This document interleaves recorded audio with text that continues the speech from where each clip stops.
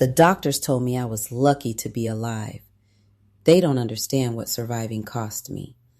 I lost my husband on impact. I lost the use of my legs before the ambulance doors closed. And somewhere between the ICU and the courtroom, I lost the woman I used to be. The day I noticed him for the first time, I was learning how not to fall. I didn't know then that he was carrying his own grief, or that love would wait for us until the rules, the timing, and our hearts were finally ready. If you believe healing doesn't happen all at once, stay with me. And if you haven't already, subscribe. My name is Naomi Carter. Before the accident, I was ordinary in the best ways. Married for 11 years, high school counselor, the kind of woman who remembered birthdays and forgot to buy herself new shoes. My husband Marcus was steady, protective, the kind of man who reached for my hand automatically at red lights. The night we died, because some part of me did die, it was raining harder than the forecast promised. We were arguing lightly about nothing. Dinner plans, weekend errands, life. The truck crossed the median. The sound of metal folding still lives inside my chest. Marcus was gone before I understood what had happened. I woke up 3 days later. Rehabilitation doesn't start with hope. It starts with reality. The smell of antiseptic. The quiet dignity of nurses who have seen worse. The moment a doctor tells you your spine was damaged and no one can promise anything. My legs were there. They just didn't answer me anymore. The first time a therapist tried to help me sit up, I vomited from pain and panic. The second time, I cried silently into the pillow so my mother wouldn't feel like she had to be strong for both of us. Grief isn't loud at first. It's heavy and it settles. Naomi noticed Elliot Brooks before she ever knew his name. He was never introduced. He was simply present. Sometimes he moved quietly through the rehab wing, adjusting equipment, assisting patients briefly before stepping away again. Sometimes he stood near the wall during group sessions, observing, offering input only when asked. He wasn't assigned to her. He never lingered. One afternoon, Naomi's knee buckled at the parallel bars. Her assigned therapist reached for her, but another hand steadied her first. "Easy," a calm voice said. Naomi looked up. Tall, neutral expression, eyes that didn't rush her fear. He released her immediately. No hovering, no fuss. "Thank you," she whispered. He nodded once and stepped back like he understood something unspoken. From that moment on, Naomi noticed him everywhere, not because he saved her, but because he respected her struggle without spectacle. Weeks turned into months. Naomi learned Elliot was a rehabilitation mobility specialist, not a physical therapist with long-term patients. His role crossed departments, assisting where needed, which meant he was near often, but never hers. They shared space without sharing stories. Occasional nods in the hallway, held doors, nothing more. One day, Naomi overheard a patient break down in the gym. "I'm tired of being strong," the woman cried. Elliot's voice followed, steady and low. "You don't have to be strong here. You just have to be honest and keep showing up." The words lodged themselves in Naomi's chest. Later, as she waited for her ride, Elliot passed by. She spoke before fear could stop her. "That thing you said earlier, it helped." He paused, keeping distance. I'm glad, he said. Healing doesn't respond well to pretending. That was all, and yet it stayed with her all night. Elliot understood grief because it had taught him. Years earlier, his younger sister Lena was hit by a drunk driver near campus. She lived barely. A spinal injury stole her independence overnight. Elliot watched her learn how to sit again, how to be angry, how to survive the silence after dreams collapse. He changed careers because of her, not to fix people, but to walk beside them without lies. He learned early that proximity can be intimate without being inappropriate, that love sometimes means restraint. Naomi graduated from inpatient rehab nearly a year after the accident. She could stand with support, take assisted steps, manage pain most days. The day she left, Elliot was there, not as her therapist, but as someone who had witnessed her journey quietly. I'm proud of you, he said. It wasn't personal, and somehow that made it mean more. She didn't see him again for months. They ran into each other at a spinal injury fundraiser walk on a cool Saturday morning, the kind of morning that smelled like damp grass and new beginnings. Naomi hadn't planned to walk far. She stood near the starting line with a forearm crutch tucked under her right arm and a lightweight brace wrapped around her left knee, the kind that reminded her body where stability lived. Each step still required intention, thought, breath. She moved slowly, carefully, 1 foot at a time, eyes fixed on the pavement like it might betray her. That's when she felt it, the pause in the air. She looked up. Elliot stood a few feet away, dressed in a soft gray hoodie and running shoes, holding a paper cup of coffee like he hadn't expected to see anyone he knew. For a moment, neither of them spoke.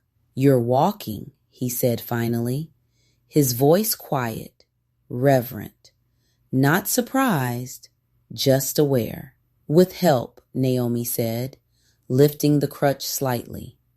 Her smile came with effort, like everything else these days. But it counts.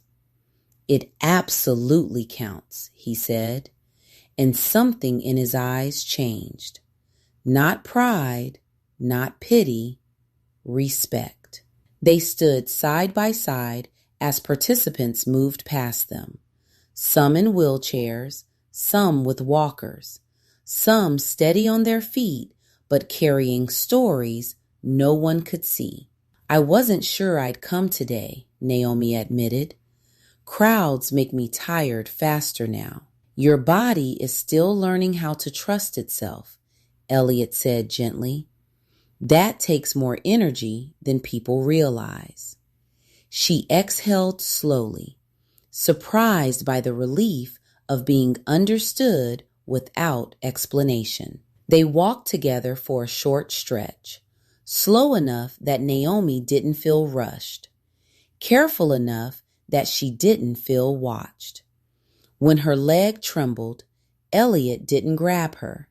He just matched her pace, and somehow that meant more. At the end of the block, she stopped, breath shallow, pulse loud in her ears. That's my limit today, she said. Then that's enough, he replied, like it was the simplest truth in the world. They didn't hug, they didn't touch. They just stood there for a moment longer than necessary. The space between them filled with things neither of them was ready to say yet. Coffee? Elliot asked carefully, not assuming. Naomi nodded once. Okay, she said, but slow, Always, he smiled. The coffee shop smelt like roasted beans and cinnamon, the kind of place that made you believe in small comforts again.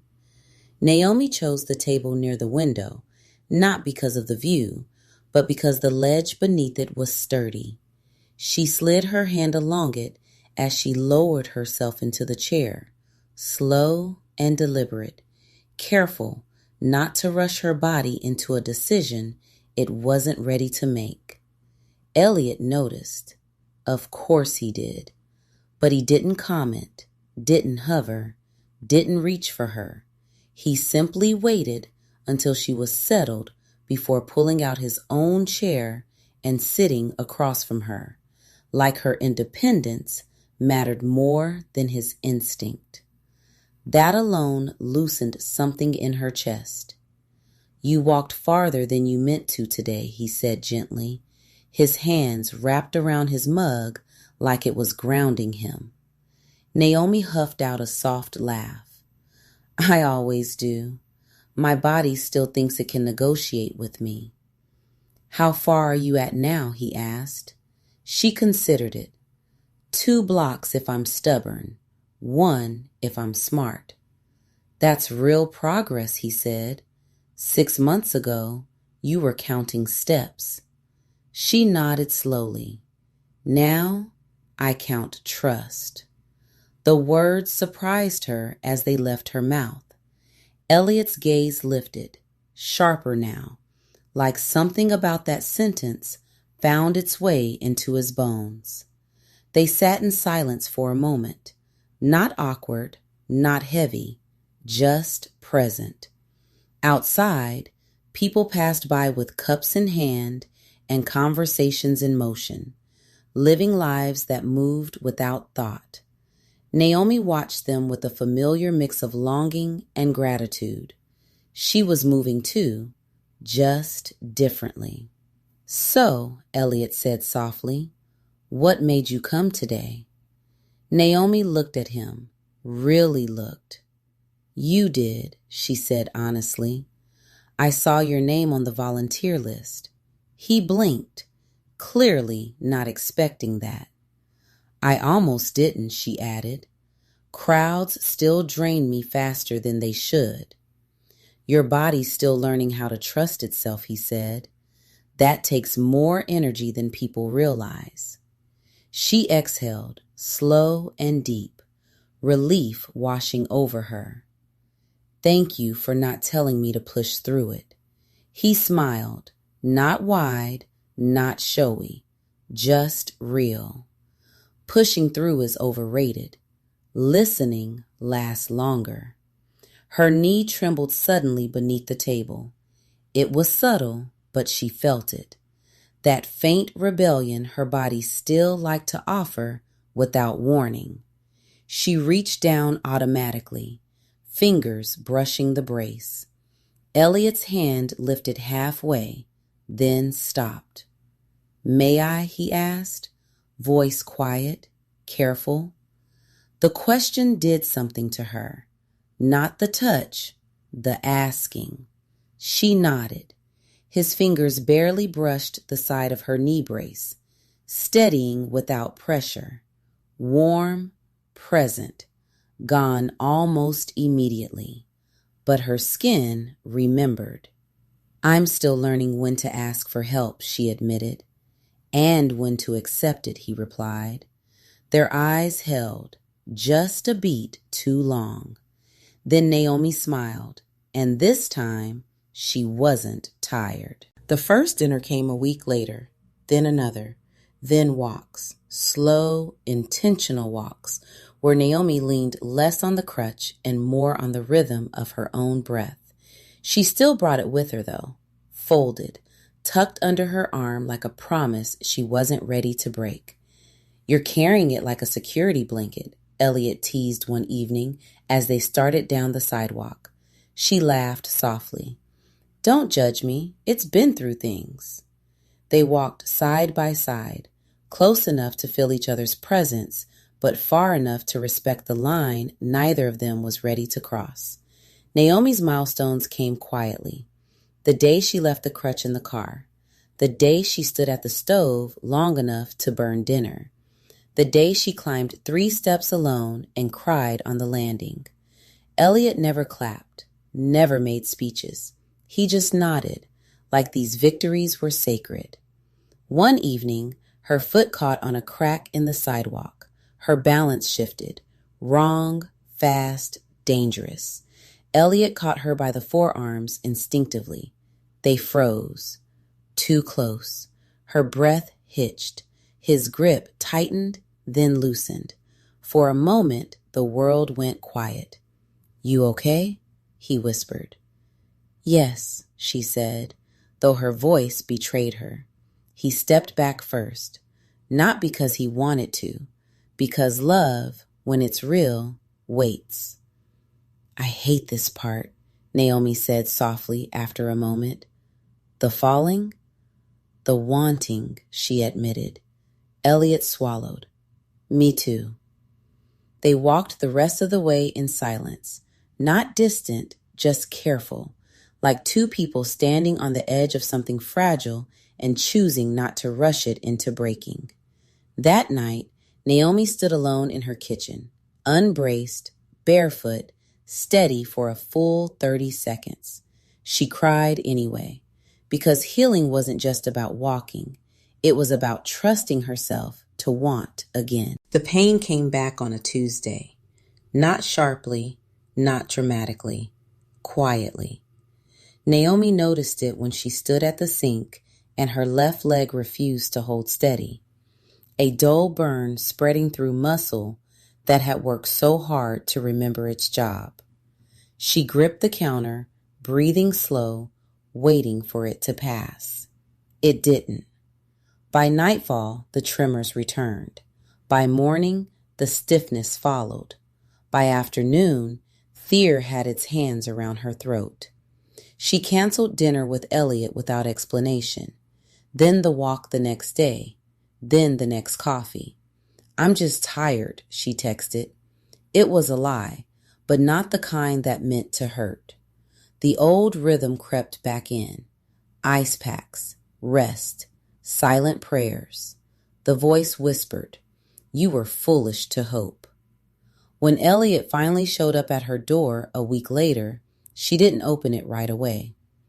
"I just wanted to see you," he said through the door. No pressure, no demands. Naomi slid down the doorframe and cried. "I can't do this right now," she said. "I can't be the strong one again." "I'm not asking you to be," he replied. "But I am," she whispered. "Every time you look at me like I'm getting better." Silence. Then his voice, soft and steady. "I don't love you because you're healing. I love you because you're here."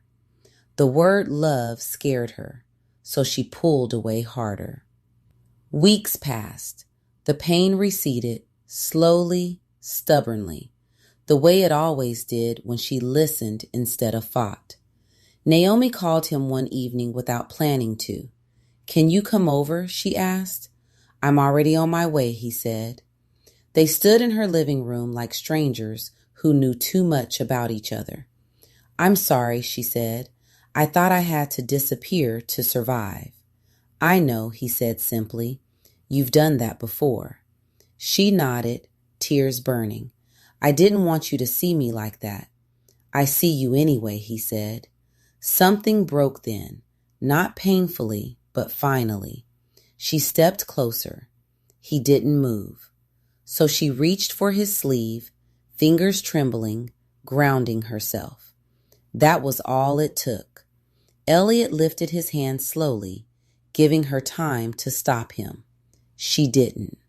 His thumb brushed her cheek, not claiming, not rushing, just asking. Their foreheads touched first. Breath mingled. Time slowed. When their lips met, it was soft, careful, almost reverent. A kiss that said, "I'm here. I'm not leaving. You're safe." Naomi exhaled against him, and for the first time since the accident, her body didn't brace for loss. It leaned into love instead. The morning Naomi walked without assistance didn't feel like a miracle. It felt ordinary. That was what made it terrifying. No brace, no crutch, no hand on the counter, just her feet on the kitchen floor and the quiet hum of the refrigerator, like the world wasn't paying attention to what she was about to risk. Naomi stood still for a long moment, letting her weight settle into her heels. She listened to her body the way she'd learned to, not demanding, not rushing, just asking, "Are you ready?" Her legs trembled, but they didn't give way. She exhaled slowly and took one step forward. The floor didn't tilt. Her knee didn't buckle. Her breath caught anyway. She took another step and another. By the time she reached the doorway, her hands were shaking, not from weakness, but from the shock of standing inside a future she had once been told might never come. Naomi. Elliot's voice was barely a whisper behind her. She hadn't heard the door open. He stood in the hallway, frozen like he was afraid a single movement might break the moment. "I didn't want to call out," he said. "I didn't want you to stop." Tears blurred her vision. "I didn't know if I could do it," she said. "But you did," he replied, and something in his voice cracked. Naomi took one more step toward him. Then her legs gave out, not from failure, but from release. Elliot crossed the space in 2 strides and caught her, arms wrapping around her before the floor could. She pressed her face into his shoulder, sobbing, shaking, laughing through tears she couldn't control. "I'm standing," she whispered. "You are," he said, holding her like he had been waiting for this moment his entire life. "You're standing." For the first time, she didn't pull away. For the first time, she let herself be held without fear. And the world stayed still long enough for her to believe it. He took her back to the park on a quiet evening, just as the sun began to soften. The same path, the same stretch of sidewalk, the place where she'd first practiced balance with the crutch under her arm and doubt in her chest. They walked slowly, not because she had to anymore, but because neither of them wanted to rush what this place meant. "You remember," Naomi said softly. "I remember everything," Elliot replied. They stopped near the old oak tree where she'd once rested, breathless, convinced she would never walk more than a block again. Elliot turned to face her. No kneeling, no crowd, no ring box catching light, just his hands open. "I used to think surviving was the hardest thing," he said, "but it's not." She watched his face, steady and sure. "It's choosing life after you survive, every day, even when it scares you." Naomi's eyes filled before he even asked. "I can't promise easy," he continued, "but I can promise I will keep choosing you." He took her hands, gently like always, and held them between his. "Will you keep choosing life with me?" Her answer didn't need time. "Yes," she whispered, tears spilling freely. "Always." He pulled her into his arms, and this time she didn't collapse. She stood, steady, strong, held as the sun set behind them, and the future finally felt like something she was allowed to want. They married on a morning that smelled like jasmine and rain, the kind of morning that felt like forgiveness, not because anything was wrong, but because everything had been survived. The ceremony was small, intimate, intentional. Naomi walked down the aisle slowly, not because she had to, but because she wanted to feel every step. Her dress was simple, soft fabric that moved when she did, the way she once thought she never would again. Elliot waited for her at the end, eyes already full, hands steady like he was grounding himself in the moment. When she reached him, he whispered, "You made it." She smiled. "We did." They wrote their own vows. Naomi's voice trembled when she said, "I promise to keep choosing life, even on the days I want to hide." Elliot broke when he said, "I promise to never rush your healing, even when it's invisible." There were no grand speeches, no long reception, just quiet laughter, warm hugs, and a slow dance under string lights where Naomi rested her head against his chest and felt her heartbeat match his. For the first time in years, her body didn't feel like a battlefield. It felt like home. The first time Naomi saw the positive test, she sat on the edge of the bathtub and laughed until she cried. "I didn't think my body could do this," she whispered. Elliot knelt in front of her and pressed his forehead to her knee, tears falling freely. "Your body has done impossible things." The pregnancy was careful, watched, slow. And when their daughter Lila arrived, small and furious and perfect, Naomi held her like she was holding proof that endings can become beginnings. 2 years later, they welcomed Miles, loud and determined and already trying to stand before he should. Naomi watched her children walk, wobble, fall, get back up, and each time something inside her healed a little more. Some nights, after the house went quiet, Elliot would find her standing at the doorway of their room, watching them sleep. "You okay?" he'd whisper. She'd nod, just remembering who I used to be, and thanking her for surviving. I used to think survival was the ending, that if you lived through the worst thing, you were supposed to be grateful and move on.